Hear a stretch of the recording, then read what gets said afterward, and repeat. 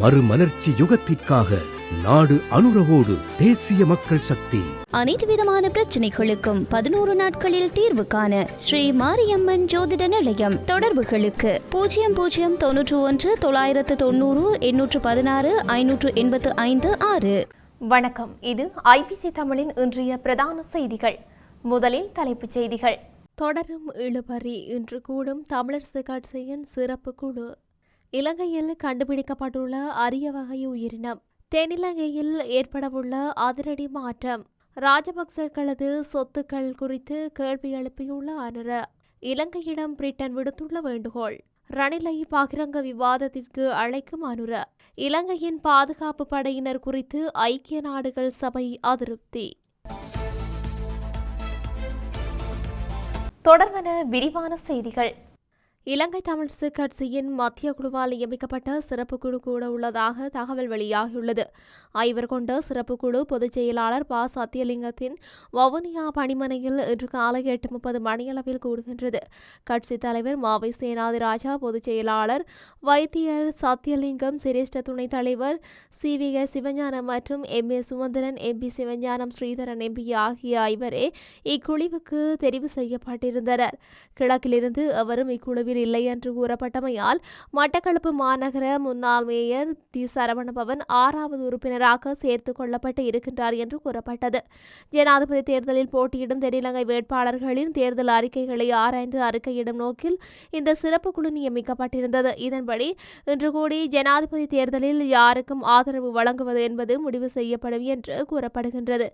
ஏற்கனவே கடந்த 1ஆம் தேதி கூடிய தமிழரசு கட்சியின் மத்திய குழு ஐக்கிய மக்கள் சக்தியின் வேட்பாளர் சஜித் பிரேமதாசவுக்கு ஆதரவை அறிவித்தது.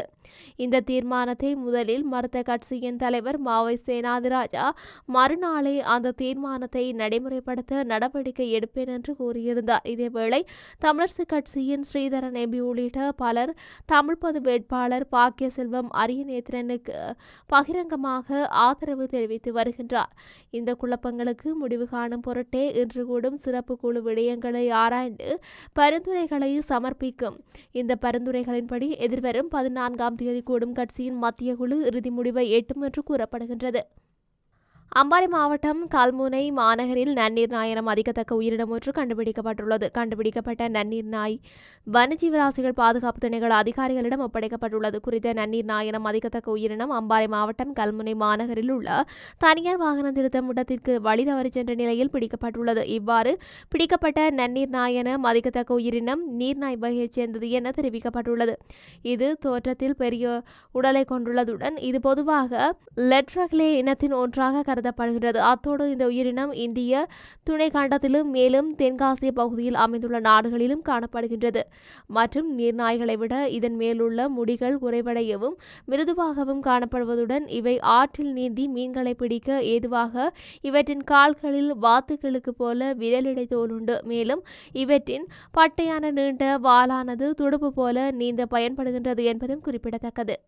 இலங்கையில் ஜனாதிபதி தேர்தல் பிரச்சாரம் சூடுபிடித்துள்ள நிலையில் யார் வெற்றி பெறுவர் என்பது குறித்து நெருக்கடியான நிலைமை ஏற்பட்டுள்ளது. வழமையாக ஜனாதிபதி தேர்தலில் பிரதான 2 கட்சிகளின் சார்பில் போட்டியிடும் வேட்பாளர்களுக்கு மத்தியில் கடும் போட்டித்தன்மை காணப்படும். எனினும் இம்முறை மும்முனை முதலாக அது மாறியுள்ளது. ரணில், சஜித், அனுர என்ற 3 தரப்பினருக்கும் இடையில் கடும் போட்டி நிலை காணப்படுகின்றது. நாமல் ராஜபக்ச தேர்தல் களத்தில் இருந்தாலும் பரீட்சார்த்த போட்டியாக அவர் இதனை கருதுகின்றார். இதில் வெற்றி பெற முடியாது என்பது அவருக்கு தெரிந்திருந்த ஒத்திகை போட்டியாக இது மாறியுள்ளது. இம்முறை ஜனாதிபதி முடிவுகள் விருப்பு வாக்கின் அடிப்படையில் கூட தீர்மானிக்கப்படலாம் என எதிர்வு கூறப்பட்டுள்ளது. இதற்கு தயார் நிலையில் இருக்குமாறு அதிகாரிகளுக்கு தேர்தல் ஆணைக்குழு அறிவித்துள்ளமை குறிப்பிடத்தக்கது. இவ்வாறான நிலையில் பிரதான 3 வேட்பாளர்களும் தமது தேர்தல் விஞ்ஞாபனத்தை வெளியிட்டுள்ளனர். இதன் பின்னர் பல மாற்றங்கள் ஏற்பட்டுள்ளதாக அரசியல் விமர்சகர்கள் சுட்டிக்காட்டுகின்றனர். கடந்த வாரம் முதல் மாற்றம் ஒன்றை மேற்கொள்ளப் போவதாக பிரச்சாரம் செய்து வரும் ஜனாதிபதி வேட்பாளர் முன்னிலை வகித்து வந்தார். எனினும்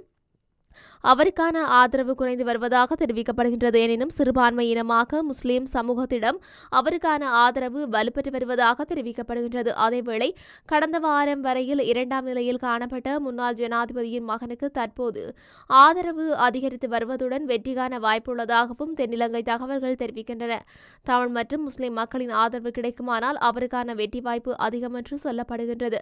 மறுபுறத்தில் வீட்டெடுத்த பொருளாதாரத்தை தொடர்ந்து வலுப்படுத்த ஆணையை கேட்டு வரும் ஜனாதிபதி வேட்பாளர் பாரிய பின்னடைவை கண்டிருந்தார். எனினும் அண்மைய பொறுப்புகளுக்கு அமைய அவரின் செல்வாக்கும் கணிசமாக அதிகரித்து வருகின்றது. அடுத்து வரும் சில தினங்களில் தென்னிலங்கையில் அரசியல் பாரிய மாற்றங்கள் ஏற்படலாம் என எதிர்ப்பு கூறப்பட்டுள்ளது. இதன் பின்புலத்தில் பலம் பொருந்திய மேற்குலக நாடுகள் இருக்கும் என தெரிவிக்கப்பட்டுள்ளது.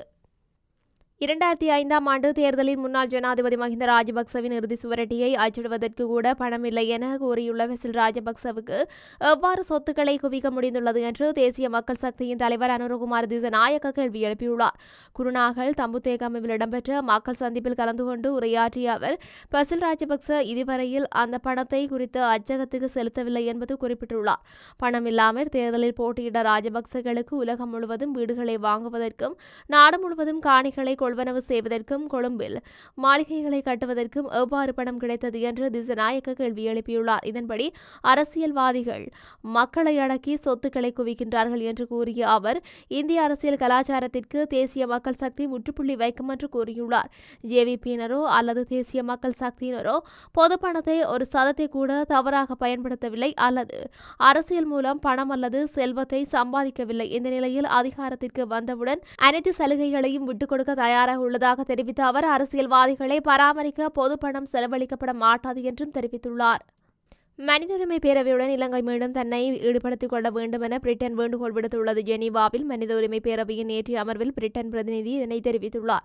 இலங்கையில் சிவில் சமூகம் துன்புறுத்தப்படுவது கண்காணிக்கப்படுகின்றது எனவும் அவர் தெரிவித்துள்ளார். இதன்போது இலங்கையில் சமூகங்களுக்கு இடையில் பதற்றத்தை அதிகரிக்கும் நிலத்தகராறு குறித்து சுட்டிக்காட்டப்பட்டுள்ளது. மேலும் இந்த நிலத்தகராறு குறித்து தீர்வை காண வேண்டும் என பிரிட்டன் வேண்டுகோள் விடுத்துள்ளது. தேசிய மக்கள் சக்தியின் தலைவர் அனுரகுமார் திசநாயக்க ஜனாதிபதி ரணில் விக்ரமசிங்கவை பகிரங்க விவாதம் ஒன்றுக்கு அழைத்துள்ளார். தேர்தல் பிரச்சார மேடைகளில் ஜனாதிபதி ரணில் விக்ரமசிங்க தம்மை எமது நண்பர் அனுர என விளைவிப்பதாக குறிப்பிட்டுள்ளார். எதிர்வரும் தமது அரசாங்கத்தில் ரணிலுக்கு எதிரான தண்டனைகளிலிருந்து தப்பித்துக் கொள்ள இவ்வாறு தம்மை நண்பர் என விழிப்பதாக அனுரகுமார தெரிவித்துள்ளார். எனினும் தாம் இவ்வாறு நண்பர் என அழைப்பதற்கு சிக்கப்போவதில்லை என அவர் குறிப்பிட்டுள்ளார். தேசிய மக்கள் சக்தியின் ஆட்சியில் மத்திய வங்கி பிணைமுறை மோசடி ஈடுபட்டவர்களுக்கு எதிராக வழக்கு தொடரப்படும் என அவர் தெரிவித்துள்ளார். ஜனாதிபதி ரணில் விக்ரமசிங்க தேர்தல் பிரச்சார மேடைகளில் பல்வேறு சந்தர்ப்பங்களில் தம்மிடம் சில கேள்விகளை எழுப்பி வருவதாகவும் அந்த கேள்விகளுக்கு இடைக்கிடையில் பதிலளிக்க தாம் தயாரில்லை என அனுரகுமார் திசநாயக்க குறிப்பிட்டுள்ளார். இதற்கு பதிலாக ஜனாதிபதி ரணில் விக்ரமசிங்க நேரலையாக பகிரங்க விவாதம் ஒன்றுக்கு தாம் தயார் என குறிப்பிட்டுள்ளார். இந்த விவாதத்தின் போது இருவரிடமும் உள்ள கேள்விகளை எழுப்ப முடியும் என அனுரகுமார தெரிவித்துள்ளார்.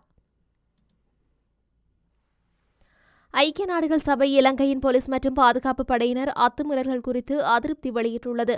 ஐக்கிய நாடுகளின் மனித உரிமைகள் ஆணையாளர் வால்கர் டக் ஜெனீவாவில் நடைபெற்ற ஐக்கிய நாடுகள் மனித உரிமைகள் பேரவையின் 57வது அமர்வின் போது அந்த அதிருப்தியை வெளியிட்டார். அத்துடன் இலங்கை கடந்த காலத்திலிருந்து விலகி புதிய போக்கை வகுக்க வேண்டும் என்று அவர் அறிவுறுத்தியுள்ளார். இலங்கையின் நிலைமைக்கு ஐக்கிய நாடுகளின் மனித உரிமைகள் பேரவை மற்றும் சர்வதேச சமூகத்தின் தொடர்ச்சியான கவனமும் ஆதரவு தேவை என்றும் அவர் வலியுறுத்தியுள்ளார். மனித உரிமைகளுக்கான உயர்ஸ்தானிகர் அலுவலகத்தினால் வெளியிடப்பட்ட இலங்கை தொடர்பான அறிக்கைகளுக்கான ஊடாடும் உரையாடலின் போது அவர் இந்த கருத்துக்களை வெளியிட்டார்.